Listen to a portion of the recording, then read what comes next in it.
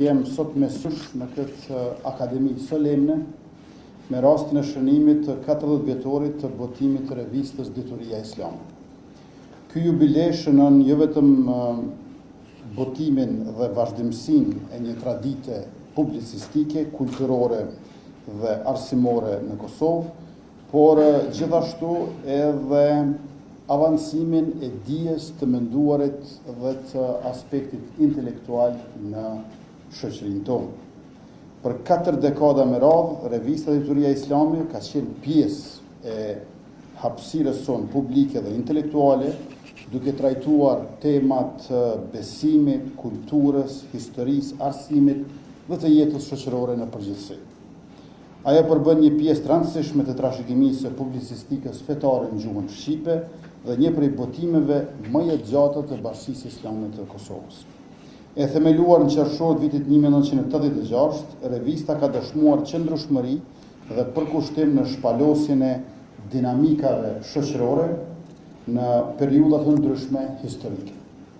Kosova në okupim gjatë viteve të 90-ta, gjersa liria e shprehjes dhe informimi në gjuhën shqipe u përballën me kufizime të rrepta, revista Dituria Islame e ruajti dhe vazhdoi botimin dhe shërbeu si hapësirë informimi, reflektimi dhe dokumentimi për zhvillimet të cilat e preknin shoqërinë tonë. Përmes faqeve të saj pasqyruan sfidat me të cilat përballeshin qytetarët e Kosovës, si dhe ngjarje të rëndësishme të kohës. Në këtë mënyrë revista kontriboi në ruajtjen e kujtesës kolektive dhe në dëshmimin e realiteteve të kohës për brezat që erdhën më pas. Shënimi i këtij 40 vjetori është një rast për të vlerësuar punën dhe përkushtimin e redaksive të njëpasnjëshme të autorëve, studiuesve, publicistëve dhe bashkëpunëtorëve të shumtë që janë angazhuar te revista Dituria Islame përgjatë këtyre dekadave. Gjatë periudhës së pas luftës, revista vjoj të jetë pjesë e jetës intelektuale, kulturore e edukative të vendit, duke trajtuar tema që lidhen me shoqërinë, arsimin, kulturën, etikën, dialogun e të tjera. Republika e Kosovës është ndërtuar mbi vlerat e demokracisë, lirisë, respektimit të drejtave të njerëzit dhe barazisë gjithë qytetarëve të saj. Diversiteti ynë kulturor e fetar është një pasuri e çmuar e shoqërisë dhe një ndër themelët e bashkëjetesës që e karakterizon Kosovën. Andaj edhe institucionet e Republikës Kosovës e vlerësojnë kontributin që komunitetet fetare japin në jetën shoqërore, kulturore, arsimore dhe humanitare të vendit, si dhe rolin e tyre në kultivimin e mirëkuptimit, solidaritetit dhe respektit të ndërsjellë. Harmonia ndërfetare e ndërtuar ndër breza mbetet një nga vlerat më të larta të shoqërisë sonë dhe një shembull i rëndësishëm i kulturës sonë demokratike. Pikërisht në këtë frymë të respektit të ndërsjellët, të bashkëjetesës dhe pluralizmit demokratik, ne e vlerësojmë kontributin e institucioneve dhe komuniteteve fetare në zhvillimin kulturor, arsimor dhe shoqëror të Kosovës e në veçanti të Bashkisë Islame të Kosovës. Me këtë rast i shpreh urimet dhe mirënjohjen time për Bashkinë Islame të Kosovës, redaksinë e revistës dhe të gjithë ata që kanë qenë pjesë e këtij rrugtimi të gjatë e të suksesshëm. Në veçanti ju falenderoj sepse vëni theksin të dituria, pra të uria për të ditur, e vëni theksin të uria për ditë, për dritë, sepse nga dituria vjen përparimi në njërën anë, por në anën tjetër, nëpërmjet diturisë, ne e ruajmë aktivitetin e mendjes. Është të rëndësishme, sidomos të brezat e ri, të ata që po vinë pas nesh, të adoleshentët, ta mirëmbajnë kurreshtjen dhe pasionin për dije, sepse pasiviteti mendor shkakton shumë probleme.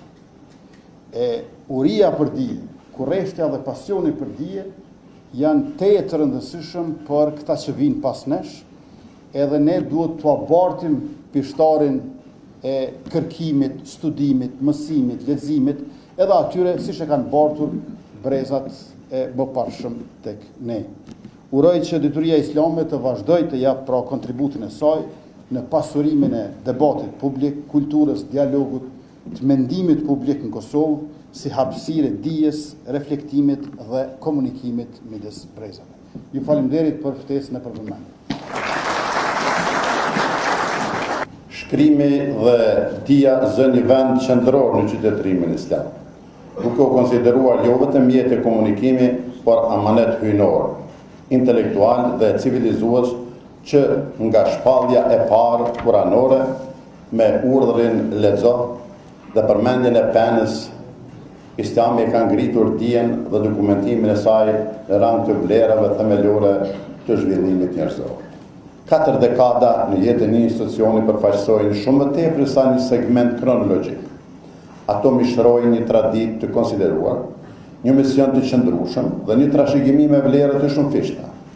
Në këtë perspektivë, 40 vjetori i diturisë islame shënon jo vetëm jubileun e një periodiku, por kremtimin e një institucioni me rol të rëndësishëm në formësimin e mendimit fetar, kulturor dhe intelektual shqiptar. Gjatë 4 dekadave të veprimtarisë së saj, kjo revistë ka shërbyer si platformë e dialogut shkencor, edukimit dhe afirmimit të identitetit shpirtëror e kombëtar.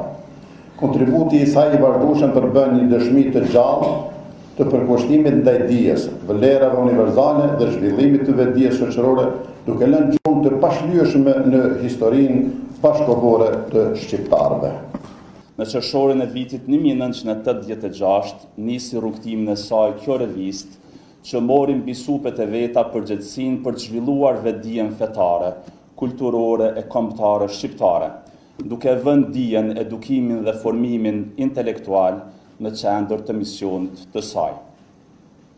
Vërtet, dituria islame ishte ajo që u themelua me një mision fisnik, po aq sa ishin fisnik edhe ideatorët idealist dhe lapsat e palodhshëm të saj.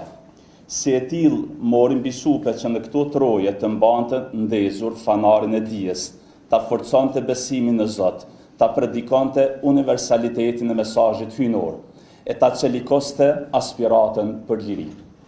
Dituria islame fliste sikurse populli ynë. Ajo harmonizohej me pulsin e zemrës së tij, ëndronte guximshëm sikur patriotët e tij dhe rezistante me pietet po sikurse heronjët e tij.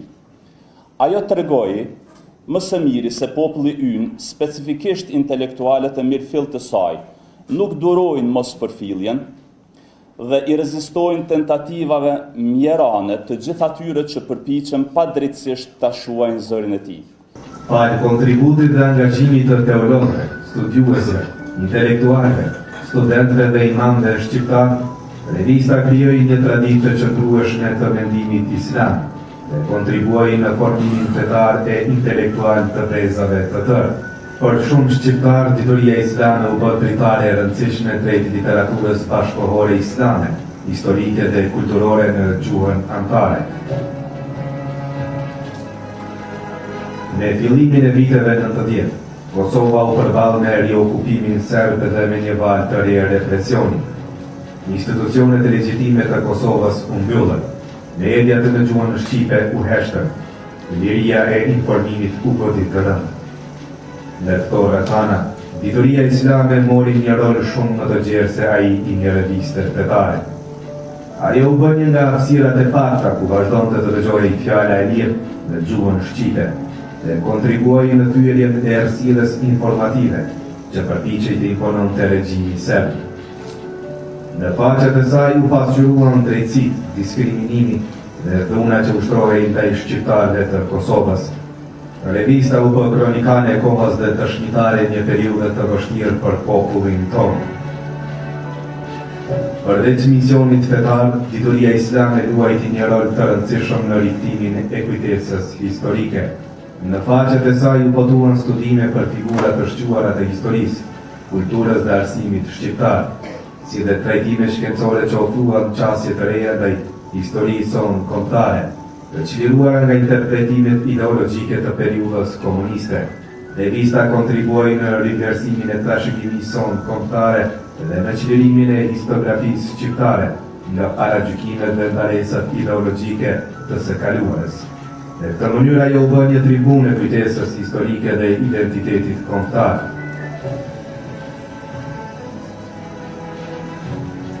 Pas rënies së komunizmit në Shqipëri, një kapitull i ri u hap për jetën fetare të shqiptarëve.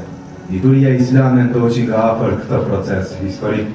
Ajo dokumentoi rihapjen e xhamive, rikthimin e lirisë së besimit dhe rindërtimin e institucioneve fetare.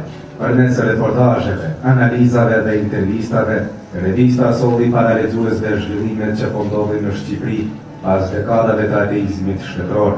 Në këtë mënyrë ajo bën një urë komunikimin ndërmjet shqiptarëve në Kosovë dhe Shqipëri, duke shtrirë ndikimin e saj në gjitha trojet shqiptare dhe duke u bërë ndërbotimet e para që depërtuan të lexuesi i Shqipërisë post-komuniste.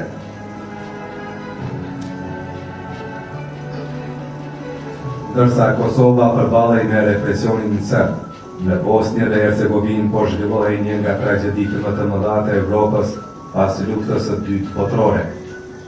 Dituria islame ishte ndër zërat e parë në gjuhën shqipe që denoncoi krimet, spastrimin etnik dhe gjenocidin ndaj popullit bosnjak. Në faqet e saj u botuan reportazhe, analiza dhe dëshmi tronditëse nga lufta. Përmes këtyre shkrimeve, revista jo vetëm informoi opinionin publik shqiptar, por edhe ngriti zërin në mbrojtje të dinjitetit njerëzor dhe të drejtës për jetë e liri. Ajo dëshmoi solidaritetin e shqiptarëve me popullin bosnjak në një nga periudhat më tragjike të historisë së tij.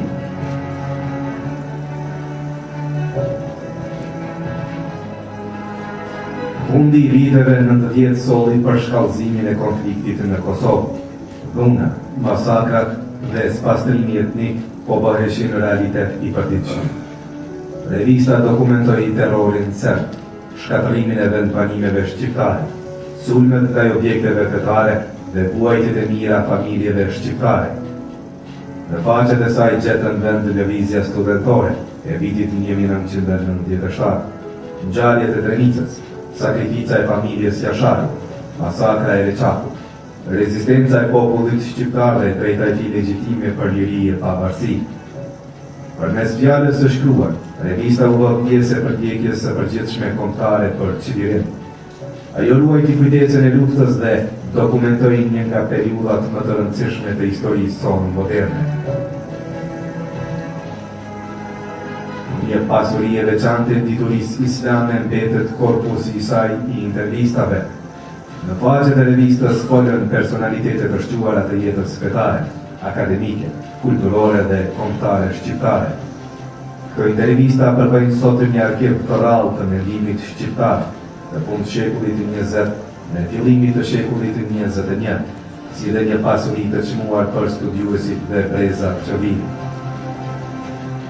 Për 4 dekada me radhë, dituria islame i ka qëndruar besnik e misionit të saj themelor, shërbimit ndaj dijes, fesë, kulturës, historisë dhe interesit kombëtar shqiptar.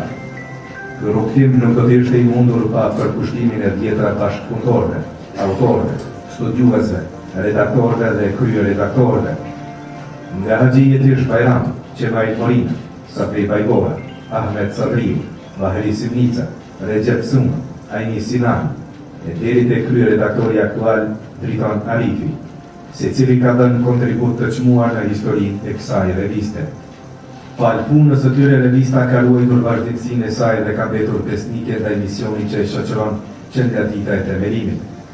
4 dekada pas daljes së numrit të parë, dituria islame vazhdon të mbetet një nga institucionet më të rëndësishëm të jetës fetare, kulturore dhe kombëtare shqiptare. Një tribunë e dijes, një arkiv i kujtesës, një zë i së vërtetës dhe një dëshmi se fjala e shkruar mund t'i shërbejë njëkohësisht besimit, kulturës, lirisë dhe kompit. Sepse historia e diturisë islame nuk është vetëm historia e një reviste, është historia e një mision që vazhdon.